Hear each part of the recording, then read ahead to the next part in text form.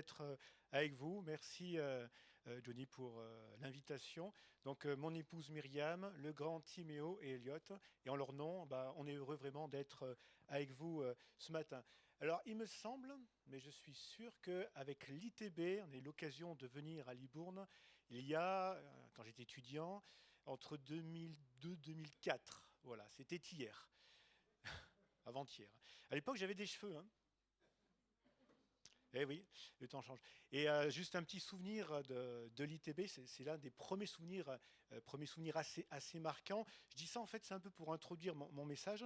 Premier cours grec avec Monsieur Guillet. Et bon, moi, j'ai pas un niveau d'études super, hein. Moi, c'est bac moins. Donc, premier cours, et on écoute le frère. Je me dis, je sais pas s'il parle en langue ou. J'ai eu un petit moment de doute en disant, Seigneur, qu'est-ce que je fais là? Mais ça a été très enrichissant et le frère est plein de bonté, de compassion. Même si j'étais pas en grec un super étudiant, j'ai quand même eu la moyenne parce qu'il est riche en bonté, en miséricorde comme le Seigneur. Donc c'est bien. Après, dans les autres matières, ça allait à peu près parce que c'était ma langue maternelle. Grec, c'était pas ça. Mais je dis ça parce que j'ai quand même appris en un an un mot. Bon, peut-être un peu plus.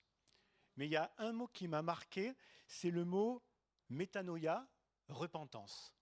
C'est un mot qui m'a marqué parce que finalement, avant de connaître ça, et je remercie le Seigneur parce qu'il a déjà parlé ce matin, le mot repentance est venu à plusieurs reprises, c'est ça qu'on va parler ce matin. Et dans mon esprit, repentance, ça avait quand même une connotation assez négative, une espèce de sanction, voire une menace divine, il faut que tu te répandes, sinon. Mais quand on voit le grec métanoïa, la métamorphose de la mentalité, tout d'un coup, ça, c'est différent. Il n'y a plus la même perspective. Je vois plus trop ça comme une espèce de menace, mais une opportunité pour mieux saisir la grâce de Dieu. Et Jésus commencera son ministère en disant repentez-vous, car le royaume de Dieu est proche.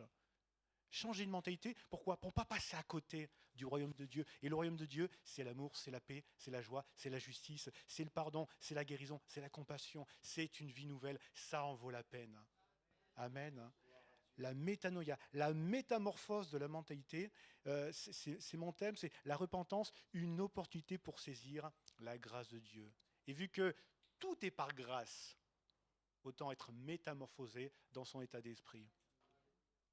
Ce ne sera pas mon thème tout de suite, on va le voir dans un instant, le passage, mais je vais faire référence au fils prodigue.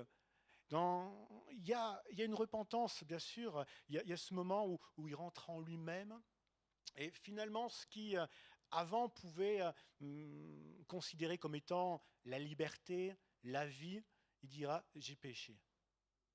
Hein. Quand il part de chez son père, c'est pour mener une vie libre selon les critères du monde. Et puis quand c'est la misère, il rentre en lui-même j'ai péché. Il appelle les choses comme elles sont réellement. Mais j'ai envie de dire que le processus n'est peut-être pas abouti à ce moment-là, parce qu'il se dit, je vais aller chez la maison de mon père, les ouvriers sont bien traités, il va peut-être me traiter comme un mercenaire, comme un ouvrier, et je ne mérite pas plus. Mais quand il s'approche, quand il va vers la maison du père, le père, lui, c'est pas d'un ouvrier qui veut, il est heureux de retrouver son fils. Et alors qui s'approche, prêt à dire, traite-moi comme... Non, non, c'est pas ça qui m'intéresse. Et je dis ça parce que parfois, on a besoin que cette métamorphose de mentalité puisse se poursuivre dans nos cœurs, parce que Dieu, il a vraiment des bonnes choses pour nous. Amen. Dieu ne veut pas que tu sois juste un serviteur, un ouvrier, il veut que tu sois son fils, sa fille, parce qu'il t'aime. Amen.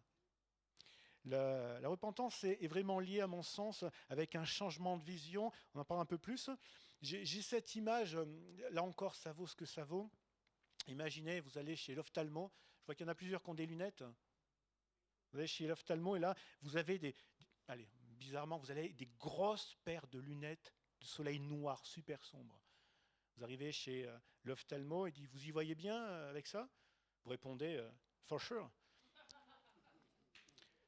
Il a quelques doutes.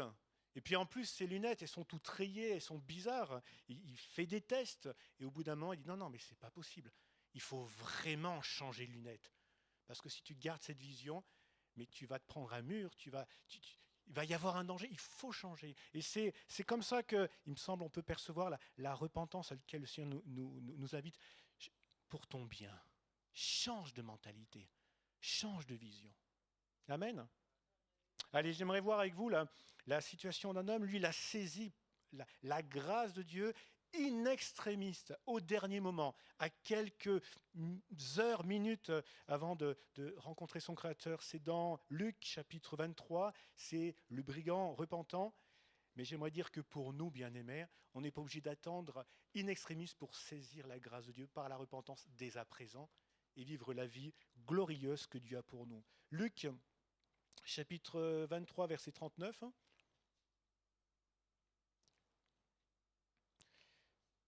L'un des malfaiteurs crucifiés l'injuriait, disant « N'es-tu pas le Christ? Sauve-toi toi-même et sauve-nous. » Mais l'autre le reprenait et disait « Ne crains-tu pas Dieu, toi qui subis la même condamnation? Pour nous c'est justice, car nous recevons ce qu'ont mérité nos crimes, mais celui-ci n'a rien fait de mal. » Il dit à Jésus « Souviens-toi de moi quand tu viendras dans ton règne. » Jésus lui répondit « Je te le dis en vérité, aujourd'hui tu seras avec moi dans le paradis. » Amen. Amen. Quelle différence entre ces deux brigands. L'un n'est pas repentant, l'autre l'est. Le premier, à sa manière, il réclame l'intervention de Dieu. N'es-tu pas le Christ? Sauve-toi toi-même et sauve-nous. Alors c'est sûr, on ne sait pas avec quel ton il va dire ça. Est-ce que c'était un peu ironique? Est-ce que c'était sarcastique? Est-ce que finalement, il n'a pas été l'instrument à ce moment-là de l'ennemi comme une ultime tentation pour que le Seigneur n'aille pas jusqu'au bout, qu'il n'aille pas jusqu'à la mort qu'il a payée sur la croix pour toi, pour moi, pour l'humanité entière. Peut-être c'était l'ultime tentation que Jésus a subie par les mots de ce brigand non repentant. Mais ce que nous savons, c'est que le Seigneur ne lui répondit pas un mot. Il ne répond pas. Et Luc donne comme commentaire cet élément, il dira « L'un des malfaiteurs crucifiés l'injuriait ». Sa non-repentance passe comme une injure. Finalement, on n'aurait pas ce détail, cette information, on n'y verrait peut-être pas de problème. Si on n'avait pas ce mot, l'un des malfaiteurs crucifiés disant « N'es-tu pas le Christ, sauve-toi toi-même et sauve-nous », on dira il demande à sa manière la grâce de Dieu. Mais Luc nous donne quand même cet élément, et c'est important pour nous. Moi, ça m'embêterait que mes demandes auprès de Dieu passent pour une injure. Et Dieu nous dit, aie un cœur repentant, et une mentalité métamorphosée quand tu t'approches de moi. Amen. Si de temps en temps vous dire un amen spontané, ça fait plaisir. Hein. Voilà, n'hésitez pas. Je le disais un peu et je redis encore, pendant longtemps, personnellement, j'avais une image assez négative de la repentance, certainement liée à mon éducation religieuse catholique. Je faisais un amalgame entre repentance et pénitence. Et parfois, on se dit, mais est-ce que je me suis vraiment assez repenti? Est-ce que j'ai assez pleuré? Seigneur, est-ce qu'il y a assez de larmes? Est-ce que c'est suffisant pour toi? J'aimerais te dire, tu peux beaucoup pleurer sans te repentir. Et puis tu peux ne pas pleurer, mais il y a une véritable transformation dans ton cœur et dans ton âme. Et c'est ça le plus important. La repentance, c'est vraiment quelque chose de positif. Je le dis encore, ce n'est pas une sanction que Dieu nous inflige, mais c'est une opportunité de penser différemment. Dans Ésaïe 55, par la bouche du prophète, Dieu déclare que nos pensées ne sont pas ses pensées, nos voix ne sont pas nos voix. Mais même si c'est un fait, Dieu aimerait que nos pensées, ou plutôt ses pensées, soient nos pensées. Et par la transformation, par la métamorphose de nos mentalités par le Saint-Esprit, je pense que nos pensées s'alignent avec les pensées de Dieu. Nos voix s'alignent avec les voix de Dieu.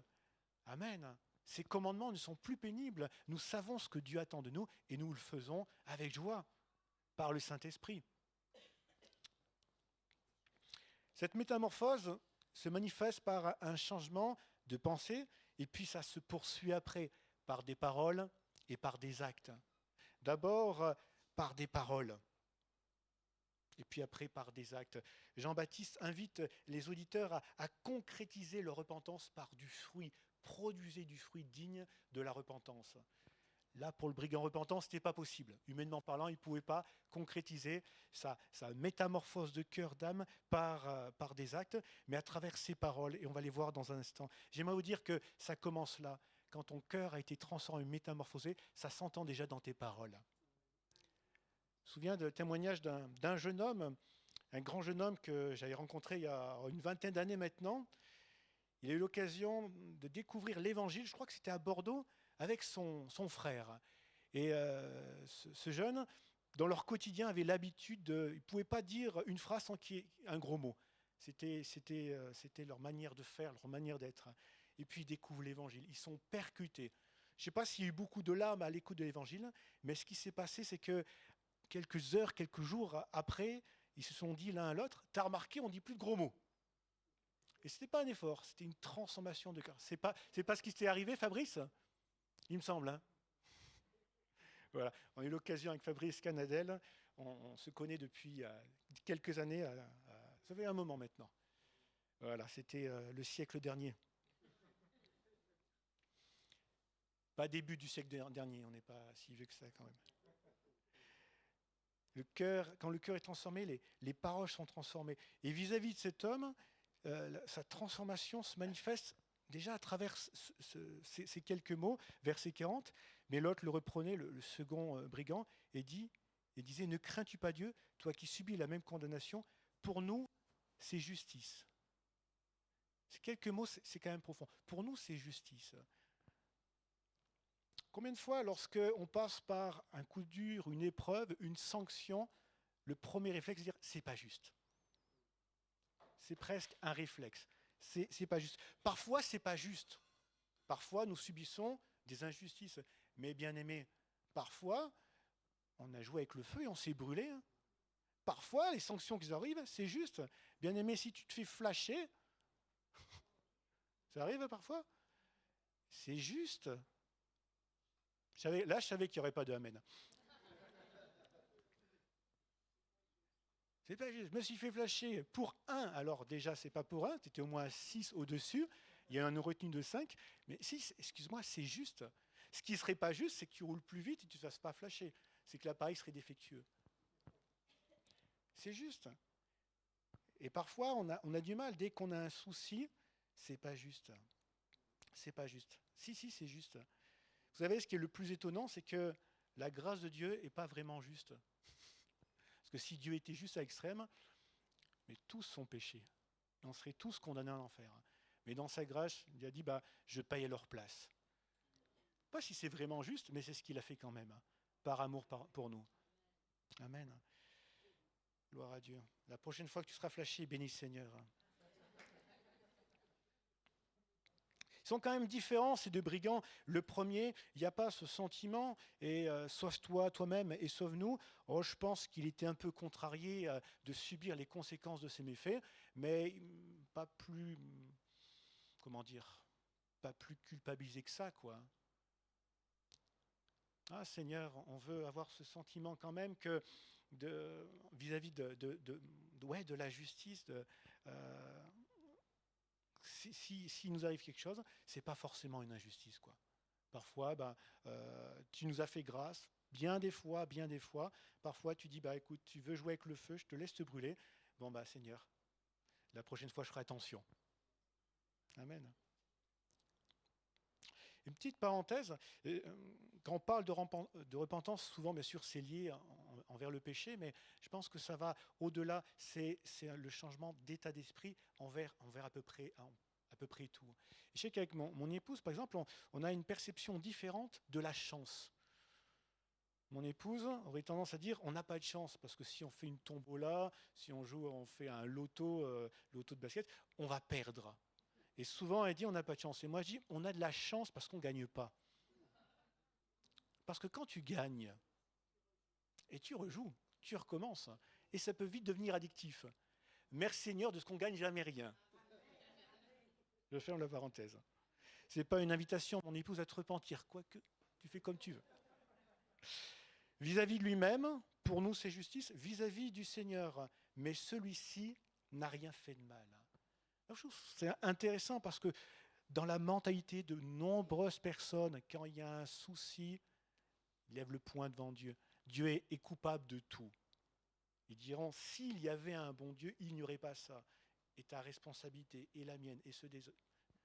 Vous voyez, il n'y a pas de Dieu. S'il y a un Dieu, c'est qu'il est méchant, c'est qu'il fait des mauvaises choses. Lui pourra dire, non, il n'attribue rien de mauvais à Dieu. Celui-ci n'a rien fait de mal. Et en effet, Dieu est bon et Dieu est juste.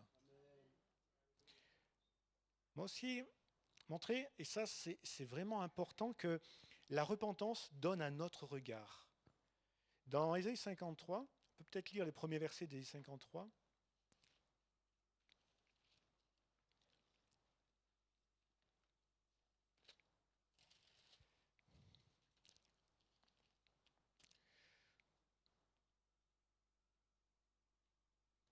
Ouais, le prophète donc dira: Qui a cru à ce qui nous était annoncé? Qui a reconnu le bras de l'Éternel? Il s'est élevé devant lui comme une faible plante, comme un rejeton qui sort d'une terre desséchée. Il n'avait ni beauté ni éclat pour attirer nos regards. Son aspect n'avait rien pour nous plaire. Méprisé, abandonné des hommes, homme de douleur et habitué à la souffrance, semblable à celui dont on détourne le visage. Nous l'avons dédaigné, nous n'avons fait de lui aucun cas. Cependant, ce sont nos souffrances qu'il a portées, c'est de nos douleurs qu'il s'est chargé. Nous l'avons considéré comme puni, frappé de Dieu et humilié, mais était blessé pour nos péchés, brisé pour nos iniquités. Le châtiment que donne la paix est tombé sur lui, et c'est par ses meurtrissures que nous sommes guéris. Amen. Amen. J'ai entendu parfois, et chaque fois ça me contrarie, de dire Jésus n'avait ni beauté ni éclat, à remettre quand même dans son contexte, parce qu'il est aussi prophétisé: tu es le plus beau des fils de l'homme. Et parfois, vous savez, on prend un verset, on le sort de son contexte. C'est pour ça que c'est bien d'aller à l'ITB, on apprend à remettre les choses dans leur contexte. J'ai même entendu parfois: le Seigneur était tellement humble qu'il a choisi de ne pas être beau. Alors déjà, c'est pas parce que tu n'es pas beau que tu es humble, et c'est pas parce que tu es beau que tu es orgueilleux. C'est pas forcément lié. Bref, le Seigneur est beau en tout point de vue. Et ce qui est intéressant, c'est le début commence par: qui a cru à ce qui vous était annoncé, qui a reconnu le bras de l'Éternel, qui a pu voir devant le moment de la croix que la mort de Jésus, c'était l'action de Dieu pour le salut de l'humanité. Pas grand monde finalement. Le centenier romain a reconnu que c'était certainement le Fils de Dieu, et puis le brigand repentant, il le reconnaît parce qu'il lui demande la grâce. On voit que même les disciples d'Emmaüs, alors que Jésus est mort et ressuscité, ils marchent avec eux, ils ne savent pas trop quoi en penser. Nous pensions que ce serait lui qui délivrerait le peuple, mais voici, depuis 3 jours, il est mort. Même ses disciples n'ont pas forcément reconnu. Mais lui, le brigand repentant, parce qu'il a changé de mentalité, il a un autre regard, au point qu'il est capable de demander à Jésus qui est en train de mourir, qui à ce moment-là n'avait ni beauté ni éclat. On lui avait arraché les poils de la barbe, couronné d'épines, il était ensanglanté. À ce moment-là, il lui dit: souviens-toi de moi quand tu viendras dans ton règne. Il ne dit pas ça à Jésus alors qu'il est transfiguré. Là, ça aurait été facile, il dit: oui, souviens-toi de moi quand tu viendras dans ton règne. Il ne dit pas ça à Jésus alors qu'il est en train de ressusciter un mort. Il dit ça à Jésus qui est en train de mourir, qui est crucifié. Il a quand même un autre regard, un regard qui va au-delà de l'apparence. Parce qu'un condamné à mort qui demande la grâce à un autre condamné à mort, c'est quand même bizarre. Mais il a cet autre regard parce que l'état d'esprit a changé, parce qu'il y a une repentance. Amen. Je crois que lorsque on s'est laissé métamorphoser dans notre mentalité, mais on saisit la grâce de Dieu alors qu'on se dit: mais là, il n'y a rien, là c'est une impasse. Et Seigneur, il ouvre un chemin dans la mer. Amen. J'aimerais aussi relever ce que j'ai appelé l'audace de la repentance. Verset 42. Je reviens sur mon passage. Verset 42. Voilà. Et il dit à Jésus: souviens-toi de moi quand tu viendras dans ton règne. L'audace de la repentance. Réclamer la grâce divine alors qu'il a reconnu que le jugement qu'il subissait était juste. Quelle audace, Il ne s'est pas laissé piéger par la culpabilité. Il aurait pu à ce moment-là dire: oui, pour nous c'est vrai, c'est justice, on a payé, et puis voilà.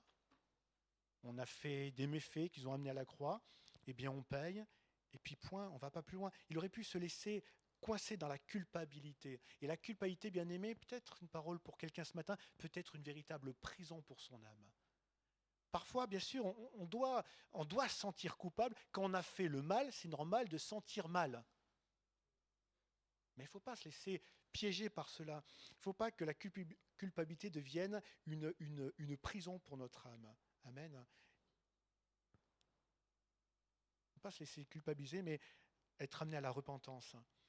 Et cet homme ne va pas se laisser bloquer dans sa culpabilité. Pour nous, c'est justice. On paye, nous recevons ce qu'ont mérité nos crimes. Mais il dit, souviens-toi de moi quand tu viendras dans ton règne. Il ose, hein. Quelle audace. Il n'a rien à proposer. Il n'a rien à négocier. Il est en incapacité de dire, il ne peut pas mettre sur la balance une bonne action, quoi que ce soit. Et il demande quand même la grâce. Mais quelle audace. Et il a raison. N'essaye pas, bien-aimé, de négocier la grâce de Dieu. Tu n'as pas les moyens de négocier la grâce de Dieu, c'est gratuit. Tu ne peux pas mettre dans la balance en disant, allez, à partir de maintenant, j'ai plus prié, j'ai plus jeûné, comme ça. C'est par grâce. Amen. Alors j'imagine peut-être des personnes témoins de la scène se dire quand même, hein, il ose demander quelque chose alors que franchement, il paye pour ses méfaits. Et il ose. Mais il a bien fait. Hein. Et bien aimé, si tu as cette petite voix qui dit à ton oreille, mais n'attends rien de Dieu après ce que tu as fait, hein, tu peux dire à cette petite voix, tais-toi. Moi, je vais écouter la voix du Seigneur. Et le Seigneur qui dit, approche-toi avec assurance du trône de la grâce. La réponse divine à la repentance, c'est la réponse du Seigneur. Hein. Je te le dis, verset 43, en vérité, aujourd'hui, tu seras avec moi dans le paradis. Réponse claire, nette, précise, affirmative, immédiate. Gloire à Dieu. Seigneur répond oui quand la mentalité a été métamorphosée. Amen. Il ne dit pas, attends un peu, on va te mettre à l'épreuve, on va voir. Amen. Gloire à Dieu. Avant de conclure, j'aimerais quand même souligner une réalité. Le pardon, on est d'accord pour dire que cet homme est pardonné. Le pardon n'exclut pas de devoir quand même payer sa dette. Je suis sûr que si vous volez un billet à Johnny, je suis sûr qu'il est disposé à vous pardonner, mais il dira, mais tu me rembourses quand même. On est d'accord ? Oui, je pense. Et c'est pas parce que le Seigneur l'a pardonné que ça veut dire, c'est bon, tu descends la croix, tu vas faire ta vie. Il peut arriver, dans sa grâce, et Dieu est souverain, Dieu fait ce qu'il veut, que des personnes ayant été condamnées, d'un coup, ils se convertissent, une remise de peine immédiate, et deviennent témoins de Jésus. Hein, ça arrive. Mais le Seigneur peut dire, ouais, je te pardonne, mais tu iras jusqu'au bout de ta peine quand même. Voilà. C'est quand même important de le réaliser. Je conclus, bien-aimés, c'est par la repentance que l'on peut bien saisir la grâce de Dieu. Je le disais en trop, j'aimerais le dire encore, tout est par grâce. Et parfois, vous savez, on focalise sur la foi. Si tu crois, si tu as la foi, c'est pas, bien sûr, c'est important, mais tu peux avoir beaucoup de foi, mais être bloqué à ce niveau-là, dans ton état d'esprit. Et ma prière pour moi-même déjà, combien j'aimerais vous la proposer, Seigneur, qu'à ce niveau-là, ce soit débloqué. Aide-moi à ce que ma mentalité soit métamorphosée, qu'elle se transforme de chenille en papillon, multicolore.